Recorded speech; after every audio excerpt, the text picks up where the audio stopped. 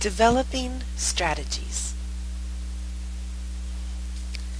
Group activities need to challenge students to promote productive struggle, but teachers need to facilitate the group work so students don't get frustrated and quit. This is all part of building a solid community of learners who feel comfortable sharing ideas and taking risks. It's a delicate balance that takes practice.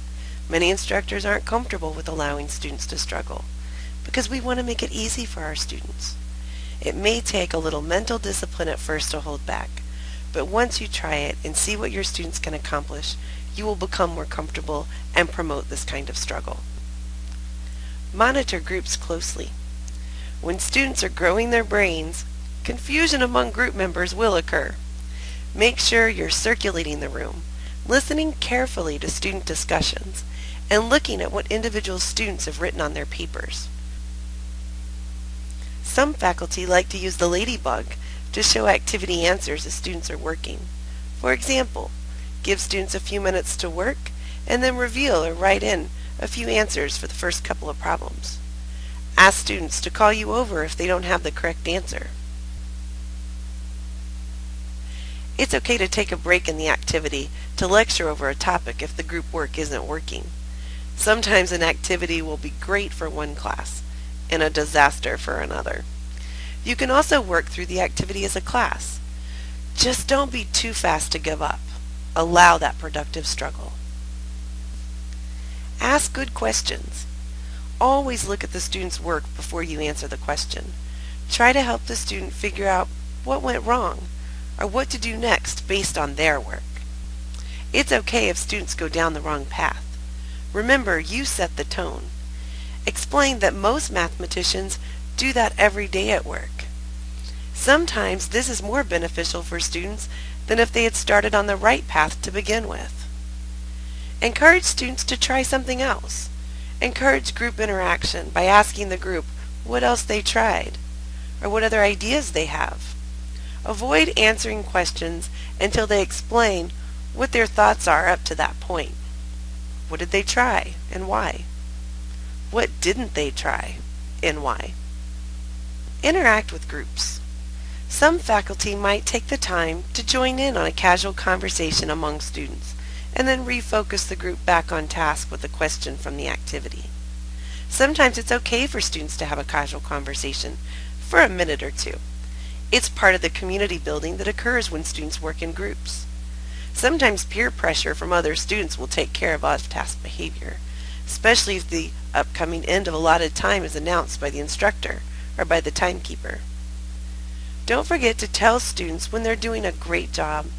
In so many cases, we only give feedback when we see the wrong answer. Tell your students when you're proud of them. Many students have not experienced this kind of encouragement before, especially in a math class. If it's a shy student and you don't think you should make a big deal of it during class, take the time to send an email after class. Manage time constraints. Time constraints can be difficult to manage. Flip the class. For a specific topic, ask students to watch a video lecture outside of class as preparation or as instruction. Choose topics carefully for group work. Lecture when appropriate or even needed due to time constraints. If necessary, stop the activity before the end is reached and finish it as a class. But most importantly, be flexible. Use student-generated keys. Students can bring their activities up to the front and present their answers to specific problems using the document camera, or faster groups can generate the key for the activity. If you're feeling time constraints, pass out a piece of paper to individual students and ask them to write up the solutions to a particular problem. You can use the document camera to go over the solutions, or you can tape the solutions on the walls around the room and have students check their work. Sometimes this technique is called a gallery walk. You can even have students put a check on their paper if they got it right, an X if they got it wrong, or a question mark if they have a question. This will help you determine what you need to focus on during the wrap-up. Call on individual students. Call on students by name to give answers as you record them. This will avoid having the same students provide all of the answers and encourage those who are shy to provide more answers. Some faculty draw names from a hat or use some other strategy to make it fair. Give students lifeline options on the first day of class they can use. Call a classmate, ask the class, and 50-50. All of these are from Who Wants to Be a Millionaire. This might take off that beginning of the semester pressure. Always wrap up. Save the last few minutes of class for a wrap-up. This is very, very important. Ask students to identify the objectives for the day and discuss whether they were met. Include summaries of rules and strategies that should have been explored and discovered during the activity. Make sure students have made important connections. Have students generate the key for the activity and present certain parts, or display specific problem solutions using the document projector. Scan activities from different groups each class and post them online. Ask students to complete index cards at the end of each class about what they learned and what they still had questions about. Take a few minutes to address the questions at the end of class or at the beginning of the next class. Increase accountability.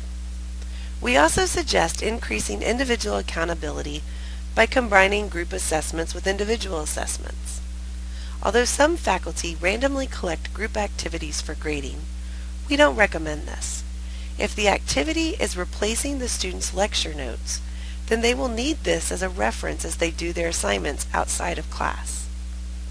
Additionally, we want to make sure each student has a copy of the activity and each student is taking their own notes. We suggest instead that instructors choose a portion of the activity to be copied and submitted for grading, or to include a small problem set that can be collected for grading. You can collect one paper per group or one from each student. Group quizzes can also be helpful. They can consist of a problem set per group, where only one is submitted by the group for grading, or you can give each student in the group a different but similar problem for individual grading. This can help students from getting a free ride from stronger, more prepared students.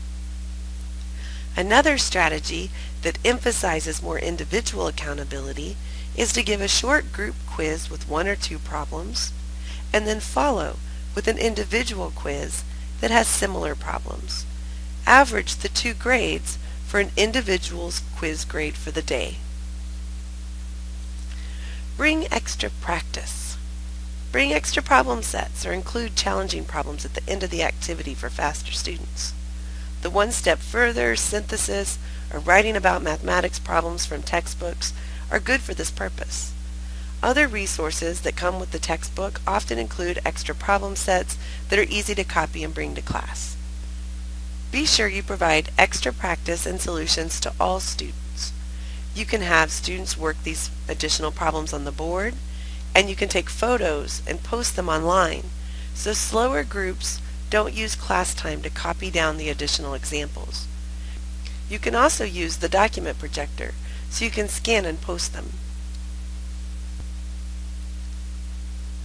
We hope you find all these strategies really helpful. If you have questions, feel free to contact the course committee chairs.